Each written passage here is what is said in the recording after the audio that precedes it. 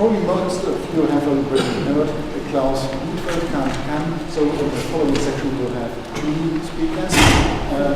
Go ahead.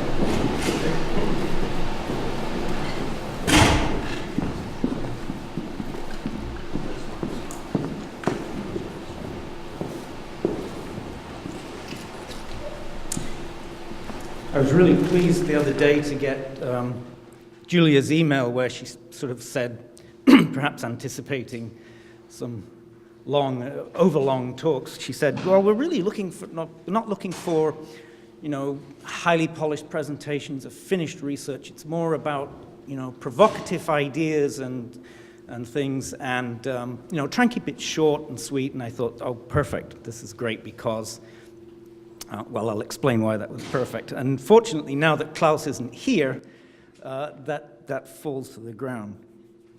Originally, when I agreed to do this, it was on the assumption that I'd be coming out of, or at least would be well into, a period of research, and that in fact I would have some results, some conclusions to give to you, and that in fact I'd be addressing you from a high point. Okay, I would have climbed a mountain, and I would be on a high point, and I would be telling you what I could see and describing it all in beautiful detail, and of course you'd all be very impressed. And that's not going to happen. That is not going to happen. I am not at a high point. I am at a low point, not morally, but research-wise. And let me show you what I mean. Each of those 5 pieces, each of those 5 strings describes something that I've been working on. And each of those could have been a high point that I had ascended to and could have been telling you all about what I could see in great clarity.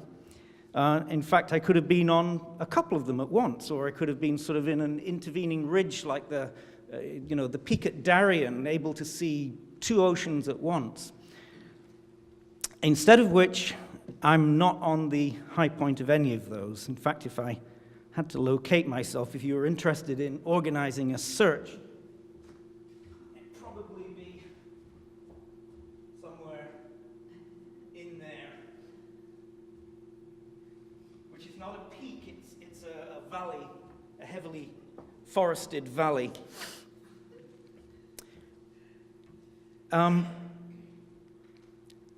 Let me just quickly, very briefly explain to you what these 5 things are. Model of transcription, this is an area that I've been interested in ever since Michael and Klaus's paper on trying to organize a formal model of transcription. And I sort of followed along after their paper, rather like a child going for a walk with its parents. They were kind of striding along ahead, interested in getting on, and I was sort of lagging behind and sort of noticing things and saying, Dad, Mom, look at this, it's really interesting. And they were tolerant, as good parents are, but basically saying, come along, we've got places to go. But I'm still interested in that. I still haven't quite, I can't leave that alone, but I've had to put it to one side, so I'm not anywhere near a height on that. Meaning of text is something that I've been working on for a couple of years. You may have seen a couple of presentations that I've done relevant to that. Model of handwriting comes out of some work I'm doing as part of my job at DDH, working on the DigiPal, or Digital Paleography project, of which Peter Stokes is the principal investigator. Model of the domain of medieval handwritten documents is also related to DigiPal. And the world of Ben Jonson, as mediated through the Cambridge edition, refers to the fact that, as some of you will probably know, Cambridge University Press is about to publish a new complete edition of the works of Ben Jonson, and DDH will be responsible for the digital edition. So I'll show you some sort of slides that relate to each of these 5 things and explain how I got lost. And let me tell you that I didn't get this lost overnight. okay? I took 5 years of hard work to get wherever the hell I am today. This wasn't just an easy thing. So some of you will have seen this before. This is a diagram, a model, if you like, that came out of my work that picked up on what Michael and Klaus had been doing, and it was just adding some stuff that I thought was necessary to it. This is something that I've had to put aside. I'm not finished with it yet, and some of the work on the other things that I've been doing are going to feed back, I hope, interestingly into this, but I just haven't got to doing that yet. But that's where I was with transcription. This is something I should have done last year, actually, at Stanford. And I don't know why I didn't do this, because it would have saved me a lot of explaining, but 2 years ago, the DH at London, at King's, I was just expressing some disquiet about the fact that we use certain terms in digital humanities and they don't seem to be ever really fully defined or explicated anywhere. And it was just bothering me, and I thought, well, you know, we really should pay attention to the terms we're using and try and figure out exactly what it is that we mean when we use them. And then I thought, well, you know, if you're going to stand up and say that, then it kind of is beholden on you to actually do some work along those lines yourself. So last year at DH, I gave this talk, and this is a diagram of the approach where I decided I was concentrating on the term text, because that seems to me one of the most interestingly problematic of the terms that we use. And so the approach that I decided to use was, well, I'll take a core instance, something that's obviously something, let me rephrase this carefully, something to which the term text obviously applies in humanities because they do so overtly and with great authority, which is the scholarly print edition. And if I take that as a core instance and I say, well, this seems to have certain characteristics that every instance of this core instance has certain characteristics, then there must be a point at which those characteristics no longer apply, so that would then be the boundary of what it is to be something to which the term text can apply. So if I sort of measure that distance, or if I come up with some marginal cases and sort of measure, well, do those characteristics still pertain or not, then we can come up with a boundary. We can say beyond that, this is not text or atext, which was another distinction that I was interested in following. So that was as far as I got with that. And I gave the talk at DH, and then I sort of reshaped and slightly reworked the paper for submission to the journal for the special issue, and I got some good comments back from the reviewers, very useful. So I'm reworking the paper based on the good feedback I got. But one of the comments that I got disturbed me, not because I thought it was wrong, but well, let me. This is a sentence from the paper I gave at DH. This is my conclusion, where I'll let you read it as I'm talking, but essentially what this is saying is that text is a floating signifier, right? I mean, it's just there in the air in digital humanities, and we kind of, when we feel we need it, we grab it and pull it down and slap it onto something. Notice that last sentence there, a good deal of ontological work needs to be done before this can be asserted with confidence. Now, I actually left that sentence out of the version that I submitted to the journal. But the comment that disturbed me, and it was a perfectly reasonable one, was that the reviewer said, well, you know, I really like the way the argument kind of builds up, and there's lots of interesting examples, but then he comes to this conclusion, and it's kind of a letdown. It's kind of lame. And what disturbed me about that was that I actually thought that was the most exciting conclusion that came out of this, was the fact that that it's really hard to actually pin down a meaning for text, the fact that it is this floating signifier. I mean, to me that seemed like a really, really knotty thing to deal with, but I could see that from another point of view, that was actually perhaps of no interest to people at all, that it was just so obvious that how could this possibly be an interesting conclusion, which I thought was fair enough. But what I found particularly interesting about that was a kind of a tension between what I, for want of a better phrase, I'm going to call a taxonomic imperative, right? Where we tend to want to drive down through a taxonomy to reach a terminal leaf, right? Whereby we can say, I have distinguished this thing from other things that may be related to it, but I have got to this point where I can finally say, and I get down here and it goes no further. This is it. So there's that, right? And you can see that driving down from some sort of grandparent node all the way down to a final terminal leaf. Here I am, I've arrived. And we sort of like to slap labels on our terminal leaves. But the problem with something like text is that it spans across multiple terminal leaves. And the tension there between that taxonomic imperative to drive down and find something, distinguish it, and label it, and the sort of the tendency of natural language to spread itself, to smear itself across, is something that I thought was really interesting, and it made me realize that more work was needed. So coming out of that work then on the sort of what the meaning of the term text and the way we use it, two paths looked kind of interesting to me. One was the ontological path, which is to, instead of just saying, well, okay, we've got this core, the scholarly print edition, and these rather vaguely delineated characteristics, I thought what I should do really is I should try to formally specify what is a core instance. What are the characteristics? So that pushes me towards ontology.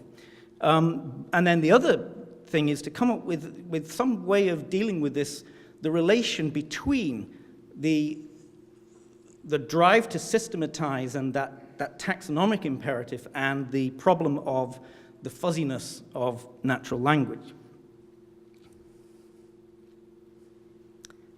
So that was another thing. But sometimes you have to put these aside because you have a day job.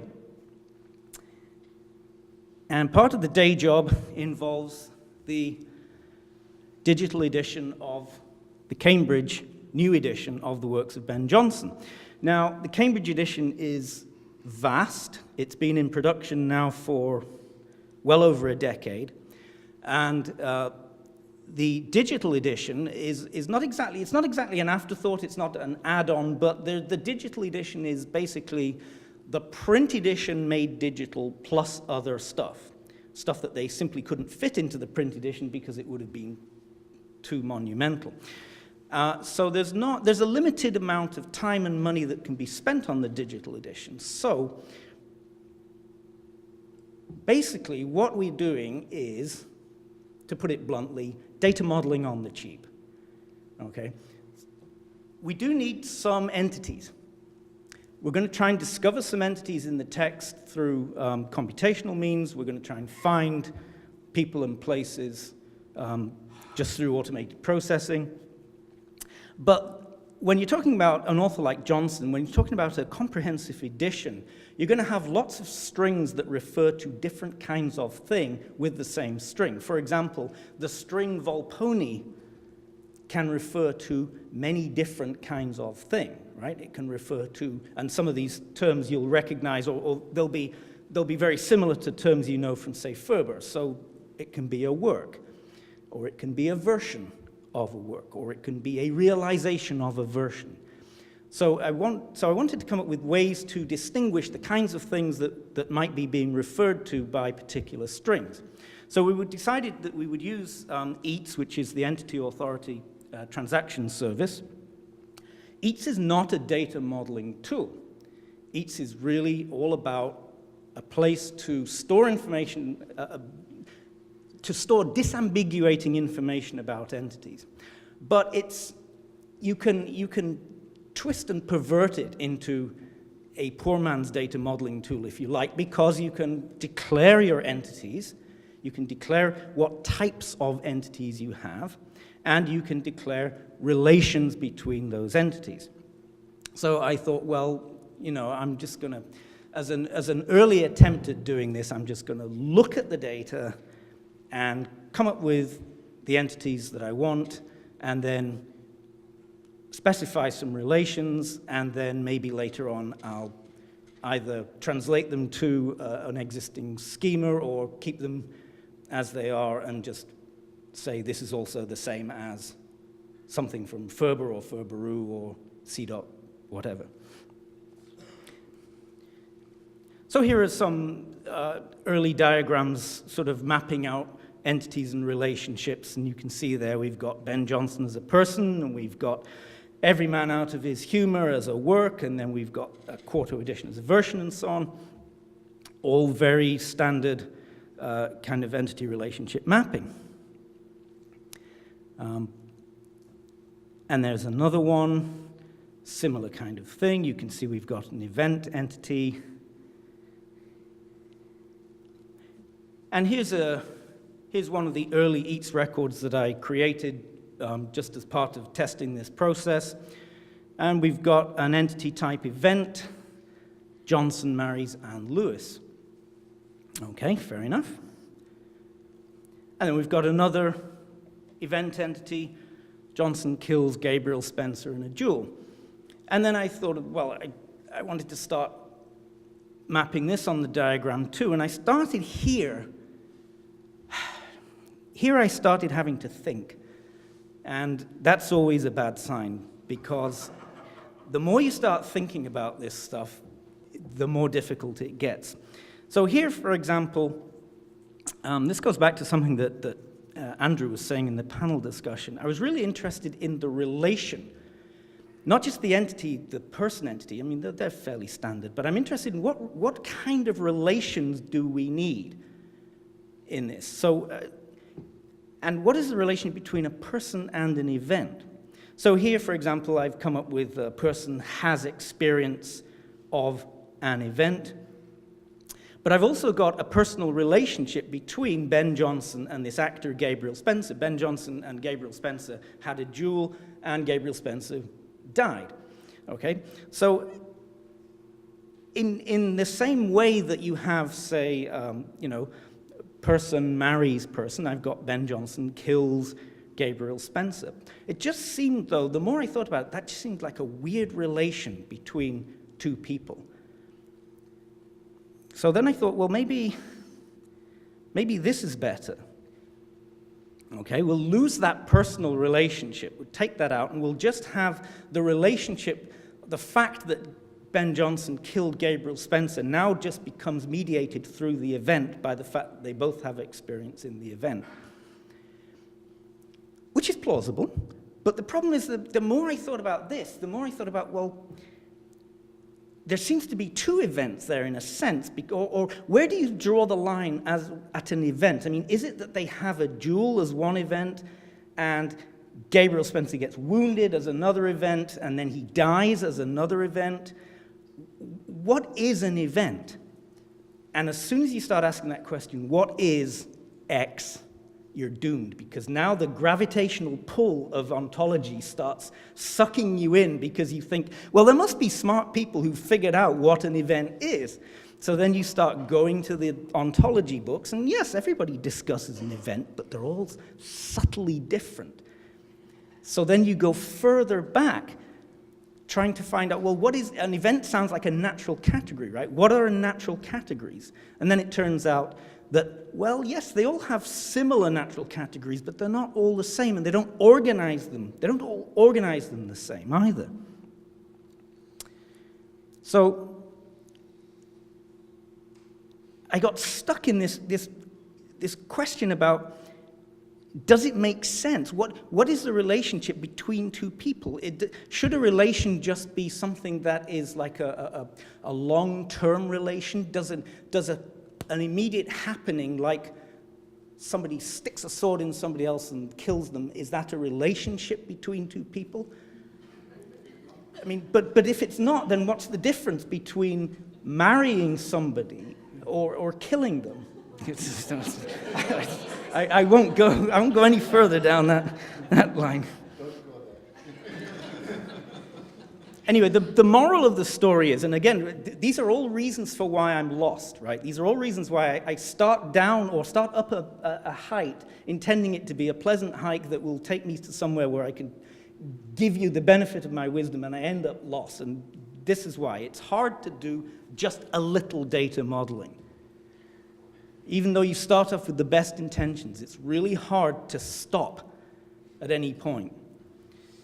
Obviously, don't reinvent the wheel is a good principle, right? I mean, people have spent hundreds of years writing ontologies and modeling entities and entity classes,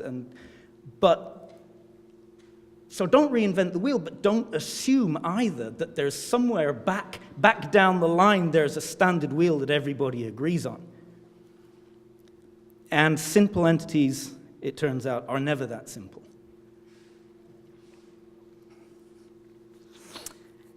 Complicating things even further is Digipal.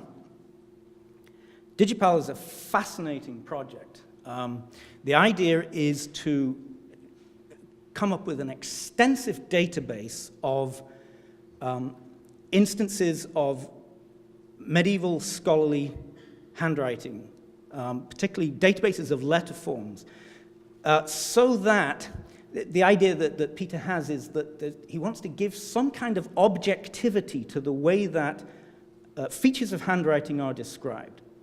Because medieval scholars all know what they're talking about, but they all talk in slightly different terms, and they all use slightly different descriptors. And the idea is to try and get some kind of uniformity in description of letter forms. So as part of that, Peter wanted to concentrate on modeling handwriting, what the components of handwriting, what goes on in handwriting. And one of the things that I was tasked with doing was thinking about how that fits into a wider world of documents, writing, texts, books, etc. So being a bit of an idiot, I decided to create an ontological framework for that would slot Peter's model when he had finalized it, that would be able to slot into a model of everything to do with the things that we study. And you can see sort of the general outline of the thing being formed here, and it just got more and more complicated. As I tried to define what things were, I just kept having to add more and more classes and categories, and I thought, this can't be right. So eventually, time ran out, and I had to give up on that because it just was just unfolding like a kind of Mandelbrot curve. It was ridiculous. So this is the current model. We actually are going with sticking with a relational database. This is the Uml model. It's pretty much final. I can't say I'm completely happy with it, but in the end, work had to get done. So this is the one we've got. Now, the really interesting part about this is the part that Peter's been working on, which is if that vertical column of blue squares, starting with ontograph up at the top, and going down to graph. And what that is basically is that's the descent from the most abstract conceptual division at a level with no form. In other words, the division between, say, an A and a B, but without giving either of them any form, right down to having something actually written on a piece of parchment. That's what that is. What's really interesting about that model is that I think it's going to have a great deal to do with the model of transcription. But I just haven't quite figured out how to plug it in yet, but I think it's going to be really important to me. And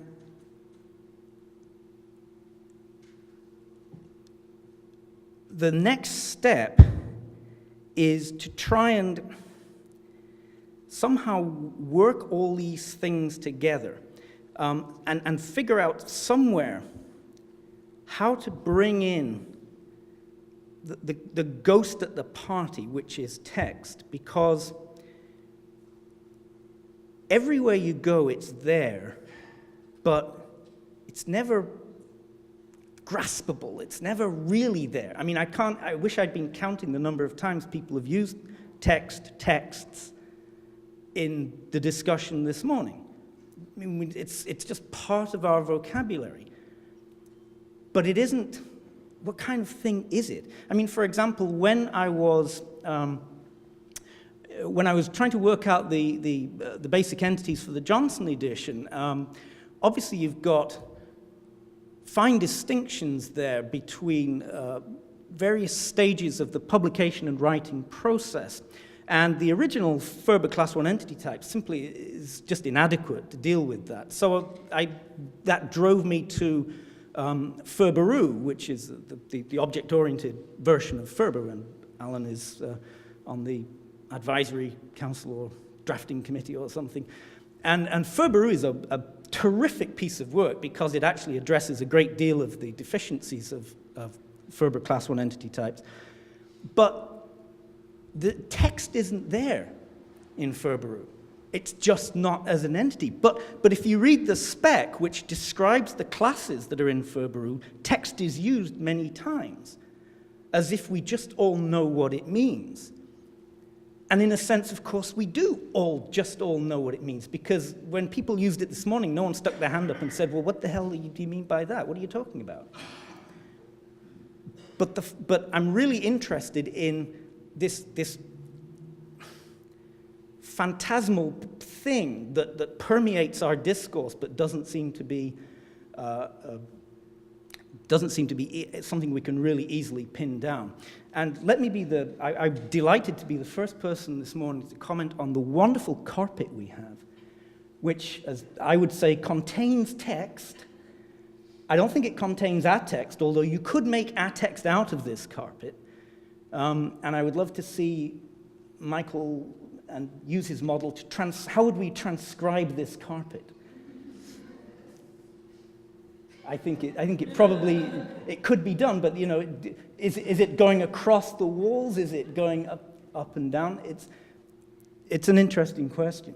So this is where I am. You can see I'm completely lost, but I'm floundering around. But I think there are ways to go. I've decided that there are things that will help me, although they're not easy because it's a question of stepping out of your own comfort zone into other people's disciplines, which of course is A, resented by them, and B, is an awful lot of work on your part. So I'm open to collaborative work here. So here's where I think I can get out. I'm splitting myself into three people.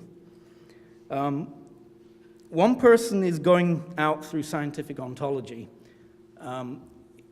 I've delved briefly into fundamental ontology, and it's a scary place that deals with propositional logic and not much else. And it's like some weird Doctor Who episode where there's just a white screen and a person and nothing else. And they ask questions like, well, why is there something rather than nothing? And I just want to know what an event is. So that's too scary for me. I'm not going there. But the scientific ontology, I think, will help. The other way out is through set theory, I think. And Wendell will know Wendell, I'm sure the answer lies in set theory. And he emailed me back the equivalent of a pat on the head and said, you're probably right. Go ahead. But I think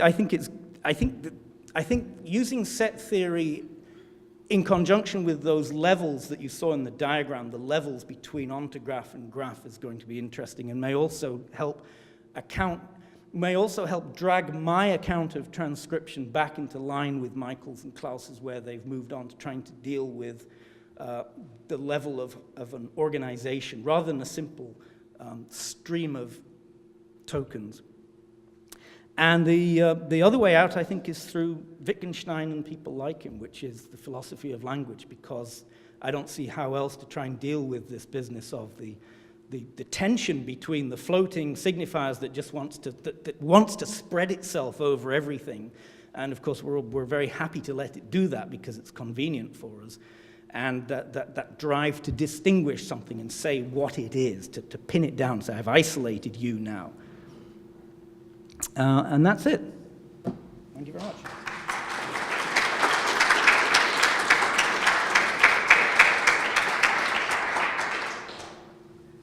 We thought it's a good moment to have some questions now and after the second talk, and then we can have a general discussion. So, Chris. Two observations. I don't know whether they're really questions. No, one is a question, at least. What about ideal types? Why don't you try and describe, not in terms of 3 or 5 or 6 characteristics of something, and distinguish between, make a clear-cut distinction between what's at the core, what's beyond the outer perimeter of your definition. We know that in an ideal type definition of any phenomenon, it's always a mix of n parameters, and some may be required, others may be contingent. So that's the one question. And the second, as for events, I don't know whether I should say it, but I will say it. I know somebody who wrote a book on events. It happens to be me. And I came to the conclusion that it is completely nonsensical to think of events as something that exists. An event is something that you describe as an event, or define as an event. So the matter is really as to what your definition is going to be. And in certain domains, there are valid descriptions and definitions of what an event is, and in others, the need hasn't arisen. So, an event, to look out for events in the world doesn't make sense to me. I'm very happy to hear that. So I mean, you were exactly right to have trouble. I'm sorry? So you were right to have trouble. Well, I think I was right to have trouble, but that doesn't get rid of the need to deal somehow with changes of states of affairs, right? Well, that's one description under which an event can occur, and it happens to be the one that I favor myself. And that's a truly Wittgensteinian approach which you would then be taking. But I think it's wasted energy to look into events as real life phenomena. Yeah, I'm so glad you gave this talk. It's just really. Sorry, Steve. I'm so glad you gave this talk, which was thrilling from beginning to end. I think questions like, what is an event and what is a text, and I would go further, what is a tree, what is a game, I think what is a dual? I think these questions are philosophically nonsensical. And I noticed that your trouble is your trouble is not your inability to write systems. Because if you're, in terms of writing a system, you try to write a system in which people can locate duals, and you can do that successfully. Your trouble arises because you think that there should be some kind of relationship between that highly functional purpose and the fabric of the universe. You think that there should be some correspondence between that act of making something that sort of works in the world and reality, ontological reality. And when you point to Wittgenstein, when we go through these 3 clouds, we get to Wittgenstein, I could hear the sigh in your voice as if we'd be jumping off the cliff if we just had jettisoned this entire ontological project and said, look, text is the sum of the instance in which that word is used in the language, end of story. Now we'll get back to writing the system, that can do something for people in the world. And so I feel like I'm listening to this and I'm wondering, is your problem a real problem? Because to me it sounds like it's not it's a psychosis. It's not. And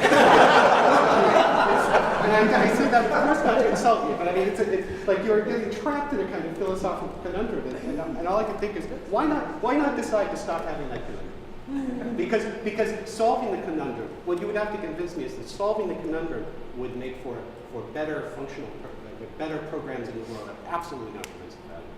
Oh, I agree. And there has to be a point in the practical real world where you just say, okay, that's it. I'm going to go with... What other point could there be? What other point is there? Well, call it psychosis, or call it what Wendell said about himself earlier, an obsession. I can't leave it alone. I can't leave it alone. I'm actually fascinated by the fact that we use text a lot and we can't define it. Or we can define it in 20 different ways and they all serve the purpose. I'm sorry, but that fascinates me. There comes a point where I have to divorce my pursuit of that from needing to get projects finished on time. But I also can't resist the temptation to be the man who finally joins them and achieve lasting fame. Thanks. I think there is something coming out of this heterogeneity of attention we have, because we all are interested in these moving parts. And then the problem is, like, one could be interested in duals, and there's so much other things in these texts one remotely thinks of, like being an event, right? And then once we start to describe a whole variety of these things, then we run into this problem that we end up with this, at 3 o'clock at night we dream about like describing the universe, right? But I think there's, on the other hand, there's another functional thing. But if you, for example, Freebase has a very interesting, freebase.com has a very interesting kind of different way how to describe what often is called event. They call it compound value type, which is basically an empty node, and it brings together, say, a person, time range, a war, and the killing of another person, whatever, right? Or a birth location of a person or something like that. But the node is empty, and that's the interesting thing. I think the invention of these compound value types in ontology is a little bit like the invention of zero in mathematics, because we can do much better things, much more with these zero nodes, which don't have a name, a label, or anything except for an ID, so you can address it. So it's not a thing in itself, it's a thing that comes into existence when other things are in a particular conjunction. Yeah. And to have that, if you call it event or not, is something really good. I should say that the dual was just one of those little, it was just the snag that stopped my smooth gliding into an easy definition of some things, finish the task, and get on with my life. It was just that one little thing that kind of hooked the sweater, and then the entire sweater began to unravel. Well, Wendell remarked earlier, what's interesting is when the model fails, or when the model that you thought was going to be simple starts getting more and more complicated in a recursively nasty way. I'd just like to suggest another area you may want to look at. Oh God, I've only got one life to live. But it's completely pragmatic. It's nothing to do with ontology. It's not very complicated. And that's data mining. So instead of trying to construct an ontology, you just have a set of features, attribute value pairs. It's just a list of features. So, and you characterize a text in your collection by these features, or by these attributes with particular values. And then on the basis of these attribute value pairs, you just calculate, how typical, the text is given. Okay, your ideal text has all these properties. That's how the text is defined, yeah? No matter, how these categories are ontologically related, it's just a list. And then you just test a text for how typical it is, given that this is your typical text. And you can apply all kinds of methods from data mining, like automatic classification or clustering, and just see what happens. And it can be very instructive just to do that. So that's about your text classification. What kind of data are you talking about mining here? What kind of data are you talking about mining? Oh, just, well, that would be the features, the attributes, the properties you assign to the text. I think the problem is what kind of data do you look at to find those things? Well, your text. Textual Right. If it was a simple linguistic thing, that would be easy, but I'm not quite sure how to, I mean, I see what you're saying, I'm just not quite sure how to apply it, because the sorts of characteristics I'm looking at are not amenable to that kind of analysis. The way you build your categories, would it be easy to just take a step back and say, okay, the tree, the hierarchy you showed us, this is just one way to build class. I mean, the very old-fashioned, good traditional way, but you could say, I'm using a prototype approach instead of building classes by specific features, and then you would have a totally different outcome, actually, describing what a text is. And many of the problems you were talking about, like the smearing of the features, they are actually artifacts by the approach you take how to build your ontology. So I kind of think it's really the way the mental tools you use here, and they create the problems you're then baffled by in a way. At least in the event case and in the text case probably too, as far as I know the text discussion.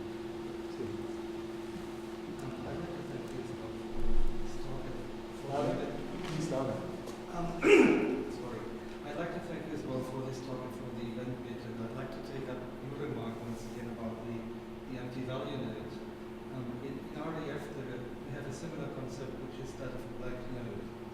And that is something that has no differential correspondent entity in so-called reality. And actually, the interesting part that is that it comes into existence via modeling. So the blank node is there first, the data are bounded later. So you do not model data that way. You create a conceptual entity and then try to see what it relates to in the world. So it's not about data modeling, it's about conceptual modeling and later eventually binding that to real data entities in the world. So I think if you introduce the new quality, it's great. Can we start to ask we have some question after this session, but then we can swap that to the next speaker.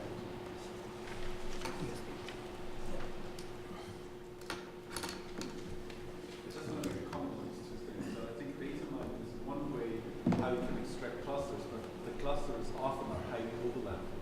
So you have exactly the same problem as if you start to think about This one on data model? So it's not like data mining will be better than the modeling in the first step if you have a lot of Okay. Overlap is this approach to building Yes. a class. Yes. Saying I need classes Gonna show on that here. don't have overlap, which is probably not the way we construct our Okay. world. And we are talking basically about construction, world construction. Not about the things in themselves. There are no events on here, and texts are not out there. We are creating them.